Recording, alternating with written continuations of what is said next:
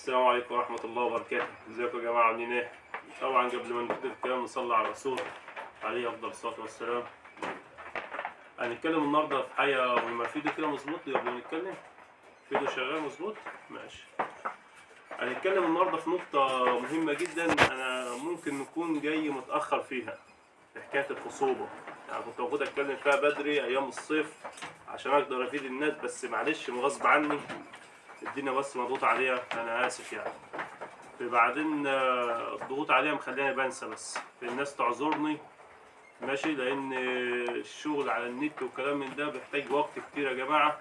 الرسائل ياما بتتبعت عايز اللي يرد عليها ماشي، ناس ياما بتتصل عايز اللي يرد عليها، الشغل بيطلع وشغل بيجي، الكلام ده كله بياخد وقت من الواحد، عشان كده مش قادر يطلع دايما ايه يعمل فيديوهات ويفيد بيها الناس.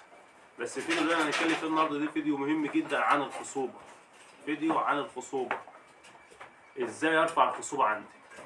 انا مش هقول لك بقى ندي علاج ونعمل ونجيب رافع خصوبه ونديه والكلام من ده كله، لا، انا اقول لك على حاجه بسيطه خالص هتعملها هترفع عندك الخصوبه للام بعد الولاده. هيقول لي يا عم انت اللي بيتكلم في الخصوبه ده يتكلم بعد الولاده على طول؟ لا، بعد الولاده مباشره ماشي، تاني يوم هنعمل حاجه في الام هتنميها معاك الخصوبه بتاعتها كويسه، تديك خصوبه حلوه. طبعا انا ما باجيش اقول لك اعمل ايه، يعني انا ما باجيش اقول لك اعمل كذا واحد اتنين تلاته، انا باجي اقول لك انا ذات نفسي بعمل ايه عندي، وانت ليك ايه مطلق الحريه، يا توافق يا ما توافقش، عشان بس ايه مش عايزين الناس تقول انت بتتكلم وبتقول لنا اعملوا كذا وكذا كذا وانت ما بتعملهاش عندك. لا، انا اطلع اقول لك انا بعمل ايه ماشي، والعلاجات اللي انا بديها للام عشان تظبط الخصوبه بتاعتها ايه، وانت عايز تعمل كده اعمل براحتك. بس انا الحمد لله بقول ايه اللي انا بعمله هذا، عشان ما حدش يقول لي انت بتقول كذا وكذا وكذا وما بتعملش وبتحطنا في ايه في مشاكل مع الامهات والكلام من ده. لا، انا دلوقتي جاي اقول لك اي معلومه طالع اتكلم عليها، انا بتكلم على اللي انا بعمله عندي انا، انت بقى براحتك. طيب الخصوبه دي يا جماعه بتعتمد على ايه؟ بتعتمد على تكون صحتها كويسه. الناس هتقول لك علف ومش علف، يا جماعه والله العظيم انا بقول معلومه بما يرضي الله عشان ما حدش يحور على الناس. احنا في الاخر مش عشان الارنب انا هكذب على الناس، لا، الارنب كذبت او قلت الحقيقه كده كده انا وغيري اخرنا ايه الموت، هتموت. هل هتجابر ربنا بتكذب على الناس ولا كنت صادق مع الناس؟ اللي يقول لك العلف ويقول لك ادويه والكلام من ده كله ماشي، ركز معايا انا وانت بتصور عشان ما يبقاش انت وانا نتكلم والكاميرا رايحه في ناحيه ثانيه، ركز معايا. الناس تطلع تقول لك لا انت لازم تدي للام حياه للخصوبه وحياه للكلام من دي، مفيش يا جماعه. الخصوبه بتعتمد على رقم واحد سلاله، ركز معايا، رقم واحد سلاله، رقم اثنين تهويه، رقم ثلاثه علف. هذه الثلاث حاجات دول، ولو وفرت تهويه وعلف وانت ما عندكش ارنب في سلاله تكون كويسه، انسى الخصوبه عندك، مش هتبقى عندك خصوبه، هيبقى ارنب معدوم هيخسرك، هيخليك تصفي المشروع. طيب ايه اللي انا اعمله عشان الخصوبه تتظبط معايا؟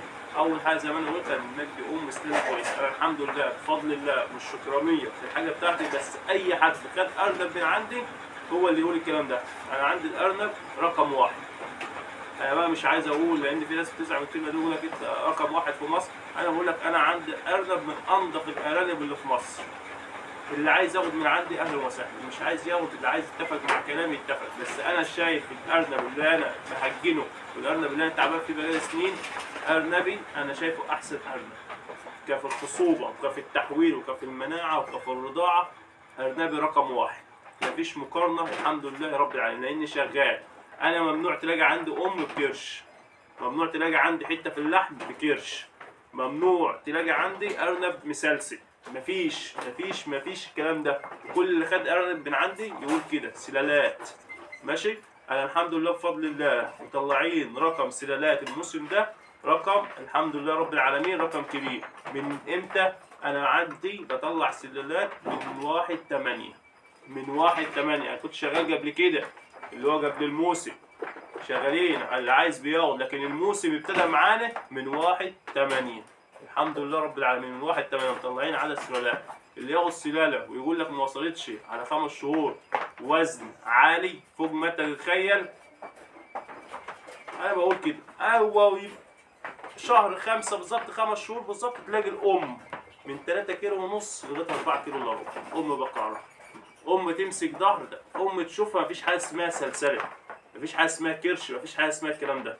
خش في موضوعنا. ماشي، انا بنتكلم ليه على السلاله كده عشان بس الناس ما تقولش انت بتطول الفيديو. انا عمري ما طلبت من حد يعمل لي لايك، ولا عمري طلبت من حد يعمل لي اشتراك والكلام ده. انا كل فيديوهاتي لو الناس تسمعها هتلاقيها طالعه بمعلومه، بتكلم في معلومه. لو بتكلم على السلاله بقول لك خد السلاله اللي مواصفاتها كذا كذا كذا كذا، دي معلومه، مش دعايه للسلاله، دي معلومه بعرفك الام الكويسه بيبقى شكلها ازاي، صحتها عامله ازاي، وزنها عامل ازاي. دي معلومه عشان لما تروح تشتري من عندي من عند غيرك تبقى عارف المعلومه دي.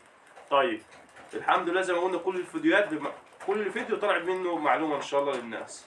طيب الخصوبه تتظبط ازاي معايا؟ بصوا يا جماعه، الام البكر تبقى خصوبتها ماشي 10/10. ليه الام البكر خصوبتها 10/10؟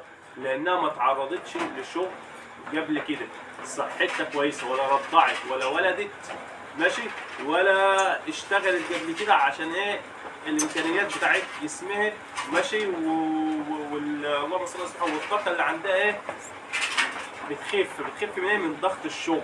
انا اشتغلت رضعت وولدت وعملت وكلام من دي، امكانياتي بتقل. الام البكر عشان ما عملتش الكلام ده كله بتلاقي صحتها حلو وخصوبتها 10/10 في اي وقت حطها الطاقه تلاقيها بترفع معاها. طيب انا بقى عايز الام اللي والده قبل كده تبقى نفس الاداء بتاعها زي الاداء بتاع الايه؟ بتاع الام البقاره، اللي هي تبقى فيها صحه وعايزه تلقح في اي وقت ومية مية. انا الحمد لله رب العالمين، انا اسف في الكلمه يعني، اسف في الكلمه، انا عندي الامهات مؤاخذه الكلمه يعني كلب الخصومه زي ما بيقولوا. الام الله اكبر عليها ماشي، عايزه تلقح باي طريقه في اي وقت تفضل تلقح، هي عايزه تلقح. طيب انا ليه الامهات عندي واصله للكلام دي؟ زي ما قلنا رقم 1 السلاله، نظبط التهويه والعلف بتاعي كويس.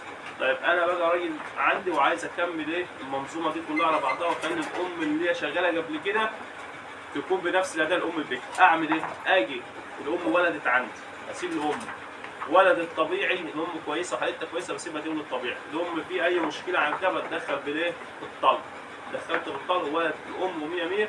الام ولدت عندي الصبح مثلا اسيبها طول النهار مستريحه، واجي بالليل اديلها سنتي مضاد حيوي اهو، اللي هو ايه؟ اوكسين 20% اهو، بديلها سنتي. ولدت بالليل بدولها الصبح، بسيبها تستريح طول الليل وادولها الصبح. ولدت الصبح بسيبها تستريح طول النهار وادولها ايه؟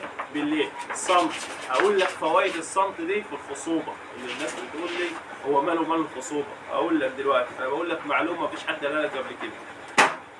باجي تاني يوم اديت المضاد الحيوي دي الصبح ماشي، باجي بالليل في التراوح وادي لها ايه؟ سنتي ايفومان.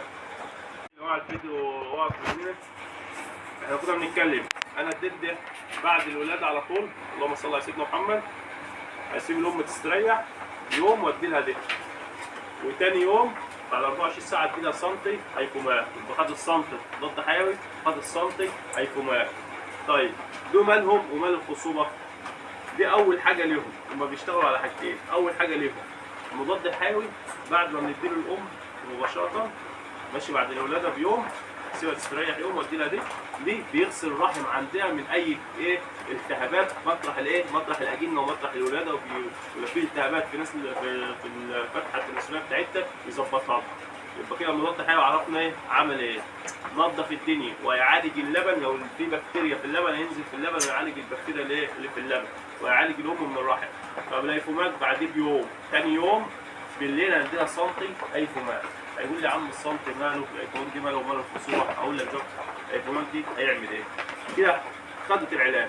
طيب الام البكر خصوبتها بتبقى حلوه ليه؟ لانها ما اشتغلتش قبل كده، يبقى صحتها حلوه ماشي، واكله وشبعانه وصحتها حلوه وما اشتغلتش قبل كده، بيبقى عندها رغبه جنسيه للذكر. طب احنا عايزين نخلي الام اللي اشتغلت يبقى عندها رغبه جنسيه زيها، اعملها لها ازاي؟ المضاد الحيوي دي بينظف الرحم وبيخلي الرحم جاهز للشغل ماشي. والايفومات يعمل ايه؟ الايفومات دي بيغسل الديدان اللي في بطن الام. يا عم الناس هتقول ده احنا بننظف وما عندناش ديدان، لا، بيبقى عندك ديدان بسبب الام ممكن تلحس زبل من المكان هيك، ممكن تلحس السلك فبيجي لها ايه ديدان.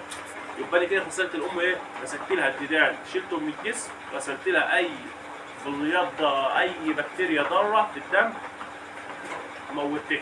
يبقى انا كده عملت ايه؟ عملت حاله تنظيف للام. الام كده هتيجي بعد الولاده هتاكل اي اكل هتاكله فيه بروتين هيحول على جسمها، لان مفيش ديدان، مفيش اي بكتيريا ضاره تتغذى على العلف ده. الخلفه اللي عند الام هتزيد في نفس الوقت. ليه؟ لان الديدان بتاكل البروتين اللي جاي من العلف، بيقوم اللبن ما ينزلش دسم، اللبن بينزل خفيف للاجنه، الاجنه ما بتزيدش. لكن لما انا اموت الديدان مش هتاكل لي الايه البروتين، هينزل البروتين في اللبن، الخلفه هتزيد معاه. يبقى انا كده فدت الخلفه وفدت الام اللي انا نظفت الام وخليت الام ايه تاكل معايا. طب الام لما تاكل معايا ايه اللي هيحصل؟ ما كده بقى مفيش ديدان زي ما احنا اتفقنا، الغذاء اللي هي تاكله كله هيظهر فين؟ عليها.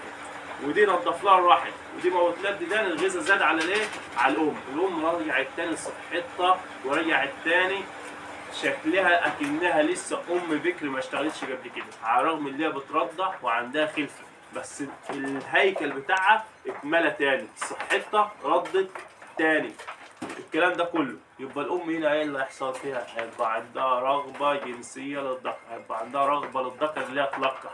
بسبب ايه؟ بسبب ان الام نضفت معانا، الام صحتها ردت خلاص ما عادش عندها اي مشاكل. لكن الام بقى مسلسله، عندها ديدان والديدان مخليها مسلسله، مش هتلقح. ام الرحم بتاعها انت ما نضفتهوش كويس مش هتلقح، عندها التهابات في الرحم، ولو لقحت معاك مش هتعشر بسبب ايه؟ الالتهاب اللي في الرحم، بسبب السلسله مش هترفع للذكر. ليه؟ لانها هزيله تعبانه. لكن بالكلام اللي انا بقول لك عليه دي افضل حاجه للخصوبه. الناس هتقول لك دي مالوش دعوه بالخصوبه خالص، اقول لك يا سيدي انا بقول لك على اللي انا بعمله عندي، عايز تعمله اهلا وسهلا، مش عايز تعمله براحتك. انا عامل دي وناجح بيه، انا عندي سلاله كويسه في الخصوبه، لكن دي ما اقدرش استغنى عنه عشان التهاب الرحم وعشان الديدان مطرح اللحس في السلك والبراز والكلام من ده. عايزين نخلي الام عندي رقم واحد زي ما بقول، الام صحتها كويسه هتخش على التلقيح مستريحه. اللي عايز يقتنع بكلامي اهلا وسهلا، مش عايز يقتنع براحته. يا ريت اللي عايز يكتب تعليق ماشي يكتبه، يكتب تعليق كويس. مش عاجبه الشرح بتاعي يا عم اطلع انت فيد الناس، لو انت عندك معلومه احسن مني اطلع فيد الناس واطلع اتكلم من غير ما من غير ما تغلط في حد ومن غير ما تكتب تعليق مش كويس ماشي. وانا من طبيعتي حتى لو انت كتبت تعليق كويس انا مش كويس انا مش هرد عليه، دي حاجه ترجع لك انت ماشي وبراحتك. انا قلت معلومتي وقلت حاجه ترضيني ماشي الحمد لله رب وترضي ربنا سبحانه وتعالى، لان ما غشيتش حد. انا بقول لك انا شغال بدولك، عايز تعمل بيهم اعمل.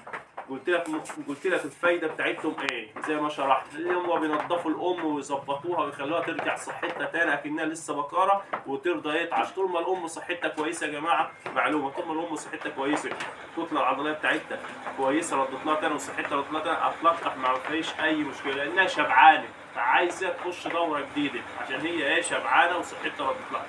انا قلت معلومتي ماشي، اللي عايز يعمل بيها براحته زي ما انا قلت.